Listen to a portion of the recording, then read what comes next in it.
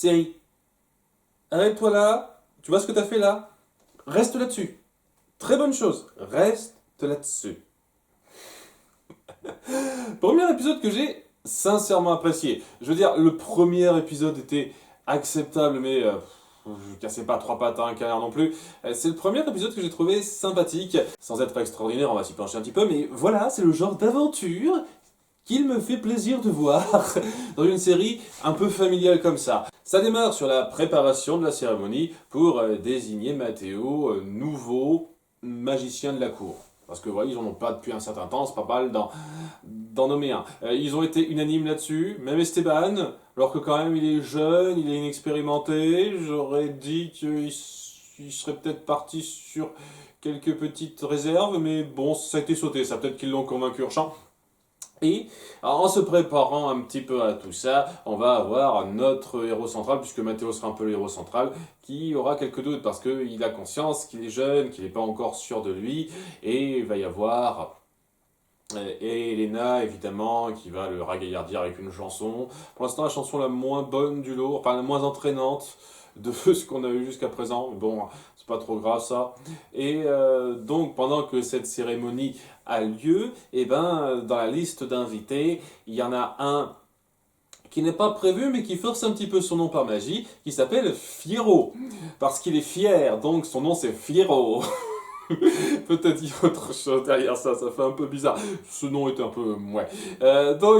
Ouais, c'est une espèce de vieux gars qui dit qu'il a connu le grand-père de Matteo, donc le mage qui a aidé Elena lorsqu'elle était dans son collier, tout ça, qui est toujours vivant.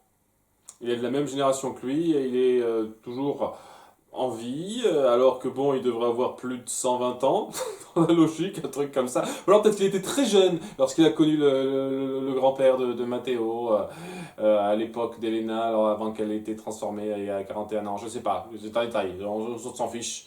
Oui, parce que de toute façon, il va mourir à la fin de l'épisode, logiquement. C'est d'ailleurs un petit détail qu'il faudra pas que j'oublie. Notre Matteo se prépare.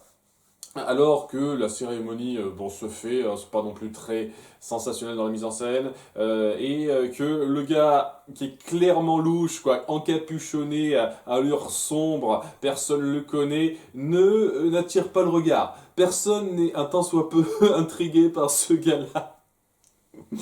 J'avoue, il y a un garde qui le voit un peu fouiller dans les portes pour voir, pour trouver l'objet qu'il recherche, on en parlera un peu plus tard de ça, et il le transforme en pierre parce qu'il a un sort pour faire ça, assez puissant quand même, hein, le sort de pétrification. Et alors qu'il ne trouve pas, il a un autre plan. Il vient s'attaquer directement à Matteo et ceux qui sont autour de lui, c'est-à-dire Elena, Naomi et Gabi. Gabi avec qui il y aura une espèce de dynamique de duo avec Matteo que j'ai pas détesté. Donc il les protège un peu maladroitement, ce qui fait qu'ils sont HS pendant un tout petit moment sous un bâtiment de pierre et en sortant, eh ben, ils verront que tout le monde dans la salle de bal a été pétrifié. Il n'a pas perdu son temps, le gars. Apparemment, il peut faire ça en sorte de zone, hein, parce que waouh, très vite. Et ils sont tous en mode, on l'a pas vu venir en plus. C'est ça que je trouve dingue, quoi. Et tout le monde est en mode, on est en train de faire notre cocktail. Ils ont pas fait gaffe qu'ils aient été pétrifiés. Tout le monde était pétrifié en même temps, sans faire gaffe à quoi que ce soit. Donc ça montre la puissance du gars. Et donc un peu dommage le fait qu'il va être mis à chaise très vite, apparemment sans possibilité de retour, mais on verra peut-être dans le futur. Enfin bon, je m'avance un petit peu. Donc il y a Matteo qui fait un petit peu le constat, c'est une magie un peu dingue. Et puis maintenant qu'il a vu le gars qui les a attaqués, il reconnaît que c'est un Malvago puisqu'il a un outil magique un tout petit peu différent du sien. Il est plus sombre. Les couleurs plus sombres, donc c'est méchant. Et lorsque il y a Gabi qui lui dit son nom, parce qu'il croyait que Fiyero c'était un ami du grand-père, alors que c'était tout l'inverse. C'était une sorte d'ennemi juré. Il voulait être nommé magicien de la cour, mais étant donné que c'est le grand-père de Matteo qui a été à sa place, il l'a très mal pris, il a viré méchant. Oh. Motivation très basique, faut dire ce qu'il y a, hein, ça vole pas super haut non plus, ça. Et donc, s'il s'attaque maintenant à la cour royale, il l'a pas fait avant. J'imagine qu'il avait trop peur de la méchante sorcière. On va dire que c'est ça. Qui, je le redis, n'était pas si puissante que ça, somme toute, mais bon. il essaye de trouver un moyen de guérir cette pétrification de masse et il ne peut pas avec les outils dont il dispose. Il y a le petit carnet de son grand-père qui peut lui indiquer où se trouve de quoi avoir la formule. C'est une sorte de codex marou, un truc comme ça, qui a plus de formules magiques. Et on comprend assez vite au comportement de Firo que c'est un petit peu ce qu'il recherche. Hein, ça va pas être la grande surprise lorsqu'il le dévoilera, lorsqu'il se tient à distance d'eux, caché en disant il va m'amener quelque part. On se dit que ça doit très certainement être ça. Il est repéré un petit moment, donc hors champ, une petite période, le temps qu'il fasse un petit jeu de piste. Pour le principe, j'ai envie de dire pour le principe, il faut remplir l'épisode. Il y a une espèce de jeu de piste pour trouver des clés à différents endroits avec des petites énigmes de la part de nos personnages pour montrer qu'ils savent être un peu réfléchis. Et je dis pas que les énigmes sont mauvaises, bon c'est très... ça décolle pas ultra haut, mais ça passe, hein, ça passe très bien. Le problème que j'ai avec ça, c'est que les clés, quand on regarde l'endroit où elles sont situées, il y en a deux, je me suis dit, mais ça aurait dû être aperçu depuis un petit moment, ça. C'est-à-dire, il y a une touche de piano qui est mal accordée et qui a un petit bouton en dessous. Tu cliques dessus et paf, ça te donne la clé. Tu le vérifierais, tu verrais le truc sans même l'énigme qui te dit où chercher. Vous voyez et pareil, il y a un tableau assez imposant du château où il y a une clé qui est incrustée dans le cadre. Alors bon, elle n'est pas évidente à la vue, mais tu fais un petit peu gaffe au cadre. Tu vois qu'il y a une espèce de clé qui est à l'intérieur du cadre, quoi. C'est pas non plus caché de façon super poussée. C'est le genre de truc qui te fait dire, ouais, quand même, quand même. Ces objets-là, depuis le temps que ce château est présent, ils auraient dû être trouvés. Hein. C'est ce petit jeu de piste qu'il avait mis en place depuis plus de 41 ans. Il a de la chance que personne n'ait vu quoi que ce soit, hein, le grand-père. Mais bon, il finit par trouver donc le passage qui mène au codex grâce à ces trois clés. Et le codex donne les formules directes pour une potion qui guérit pile poil la pétrification. Ça arrange bien les choses. Seulement, en ayant fait cette potion-là, ils vont être accueillis par Fiyero qui est toujours dans le coin. Hein. Ils se sont pas dit, tiens, ça serait bien de réfléchir un petit peu à comment nous protéger de lui. Non, on se dit qu'on va faire au fur et à mesure. Et voilà, il va les attaquer.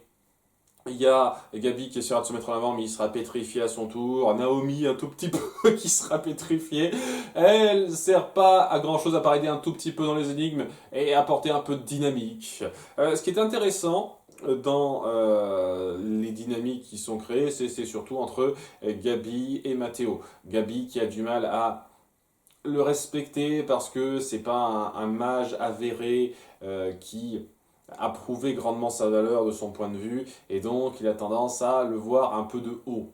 Même si lui aussi est très jeune, il n'a pas grandement prouvé sa valeur jusqu'à présent, mais bon, c'est un petit peu fait exprès, j'ai envie de dire. Le personnage doit gagner en humilité en apprenant à respecter l'autre et surtout en comprenant un petit peu ses limites, ce qu'il ne peut pas faire, ce que d'autres peuvent faire. Et c'est pas mis en scène de la façon la plus extraordinaire qui soit, mais c'était tout à fait correct. C'est un peu le principe de base qui fait que cet épisode est bien sans plus pour moi. D'une part parce que l'intrigue est assez basique, il faut dire ce qui est. Elle est pas mauvaise, mais elle est un peu basique. Mais ouais, la mise en scène est basique. Il y a des moments qui vont un peu vite dans le traitement de pas mal de développement, ce qui fait que, voilà, c'est pas mauvais du tout, mais ça laisse pas un impact très fort. Mais dans l'absolu, je préfère largement une histoire basique, faite correctement, avec des idées suffisamment intéressantes, que ce qu'on m'a donné dans les 3 épisodes précédents.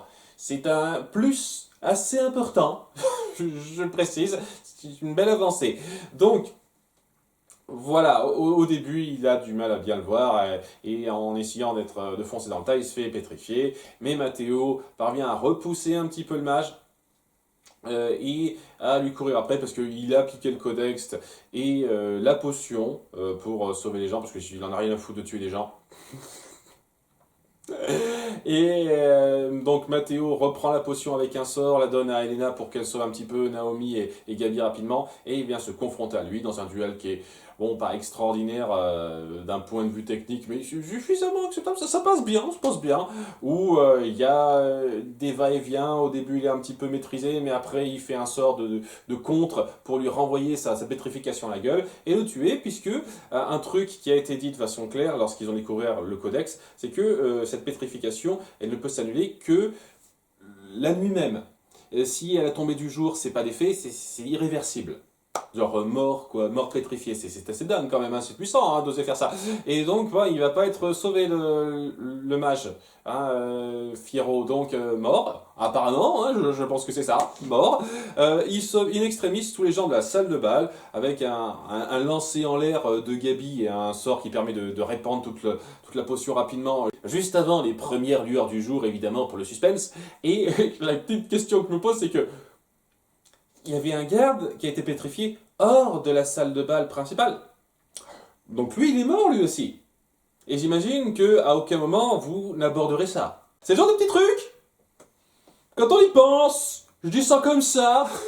Mais globalement, c'est vraiment pas mal. On voit ce respect que finit par avoir Gabi envers Matteo, qui comprend l'importance de ce qu'il arrive à faire. Et voilà, cette espèce de début d'amitié qui se noue entre eux, qui était cool. Vraiment, quoi, c'est de là porter l'histoire pas mal. Naomi et Elena suivaient un petit peu, bon, mais elles étaient pas mal non plus. Moi, j'ai bien aimé ça. L'histoire, aussi basique qu'elle soit, a été rendue très acceptablement. C'est pas de l'épisode sensationnel, mais c'est l'épisode tout à fait sympathique à regarder comme ça. Et si c'est ce niveau-là qu'on me donne plus souvent, je serai plus coulant avec cette série. Je le pense sincèrement. Espérons. À bientôt pour l'épisode 6. Bye!